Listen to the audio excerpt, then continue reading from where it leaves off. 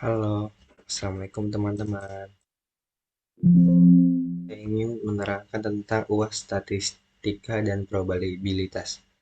Nama saya Ida Pangestu dari Universitas Siber Asia. NIM saya adalah 220401010295. IT 205 S1 Informatika. Yang topik kita bahas hari ini adalah distribusi normal, akselerasi interval, dan hipotesis. Distribusi normal yang pertama kita bahas. Ini distribusi normal, ditentukan oleh Gauss, sering disebut distribusi Gaussian dengan kurva berbentuk lonceng. Seperti ini ya teman-teman bentuk kurvanya. Gauss menemukan kecenderungan skor dengan frekuensi tertinggi berkumpul di tengah atau di sekitar rata-rata. Sedangkan skor tertinggi atau terendah data cenderung dengan frekuensi kecil atau menjauh dari rata-rata. Nilai mean sama dengan median sama dengan modus, sehingga terbentuk kurva lonceng ini. Distribusi waktu pengantaran pizza. Survei pada beberapa pengantar pizza, yang kedua itu waktu rata-rata 30 menit.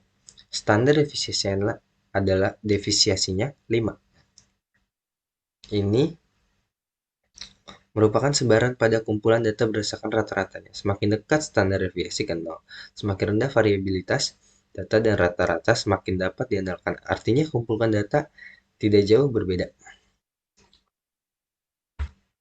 Kurva distribusi normal. Waktu pengantaran pizza besar sama dengan garis miring jumlah data yang berada atau jumlah data yang berada pada -1 sama dengan +1. Standar defisiasinya dalam kasus ini orang yang mengantarkan pizza pada rentan 25 sampai dengan 35 menit itu ada 68%. Kemudian untuk interval 20 menit sampai dengan 40 menit sebanyak 95,5%. Dari -3 sampai dengan +3 standar deviasinya ada 99,7%. Jika satu kurva adalah 100%, maka besarnya adalah daerah paling kiri dan paling kanan adalah 0,15%. Atau 100 sampai dengan 99,7. Estimasi interval. Ini pendahuluan estimasi titik dan interval.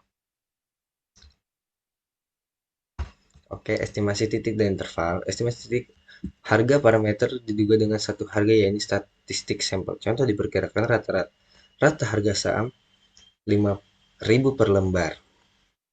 Estimasi interval, harga yang diduga terletak dalam dua batas nilai atau interval. Contoh dikatakan pengeluaran mahasiswa per bulan di Kota Malang pada rata-rata 200 sampai dengan 500.000. Margin of errors dan nilai kepercayaan margin of errors untuk estimasi dinotasikan dengan E adalah nilai kuantitas penjumlahan pada pengurangan nilai X untuk mendapatkan interval kepercayaan rata-rata populasi. Rumusnya yaitu ini ya teman-teman. Tingkat kepercayaan adalah nilai peluang di mana parameter populasi tersebut berada di interval yang dibuat. Sedangkan interval kepercayaan adalah setiap interval yang dibuat dengan tingkat kepercayaan yang berbeda yang diberikan. Tingkat atau taraf kepercayaan dinotiskan dengan 1 minus alfa atau 1 kurang alfa X 100%. 1 minus alfa disebut koefisien kepercayaan. Menentukan ukuran sampel. Menentukan ukuran sampel untuk estimasi dapat ditentukan melalui tingkat kepercayaan dan simpangan baku, yaitu ini ya teman-teman.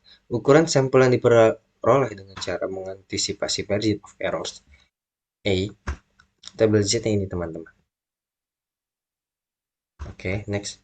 Rumus terestimasi titik dan interval. Jika simpangan baku populasi diketahui, ini ya teman-teman. Di mana ini adalah distribusi normal baku dari tabel distribusi normal. Contoh soal.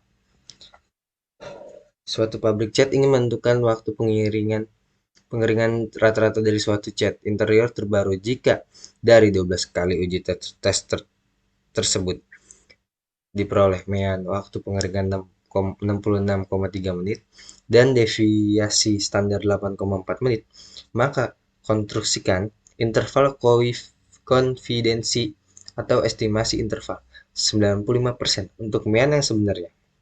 Diasumsikan waktu pengiriman berdistribusi normal. Jawab, N sama dengan 12, X sama dengan 66,3, S sama dengan 8,4, maka menggunakan rumus kedua dengan T.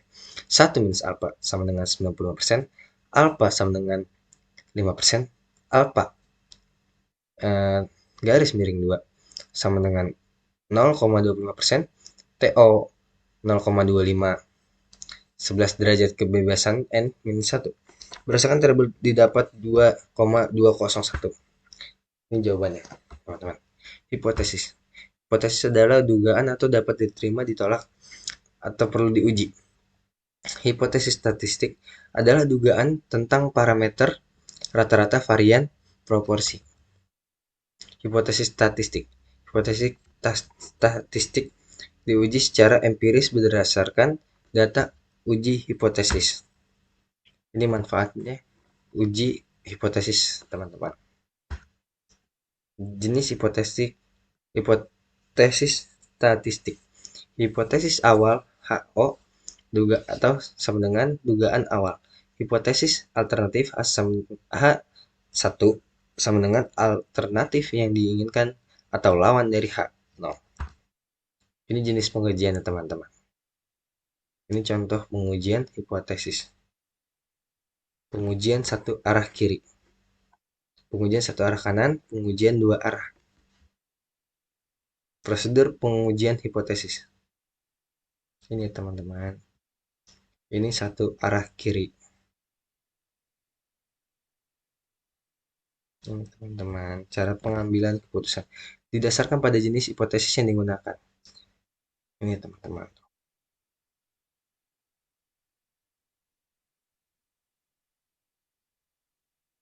Uji. Jika standar deviasi tidak diketahui dan sampel besar dengan N lebih besar sama dengan 30, namun jika sampel kecil maka hanya bisa digunakan uji T. Ini contoh soal, teman-teman. Yang kedua, teman-teman. Ini referensi ya, teman-teman. Oke, sekian, terima kasih. Itu saja yang bisa saya sampaikan. Kurang lebihnya mohon maaf. Wabillahi taufiq walhidayah. Wassalamualaikum warahmatullahi wabarakatuh.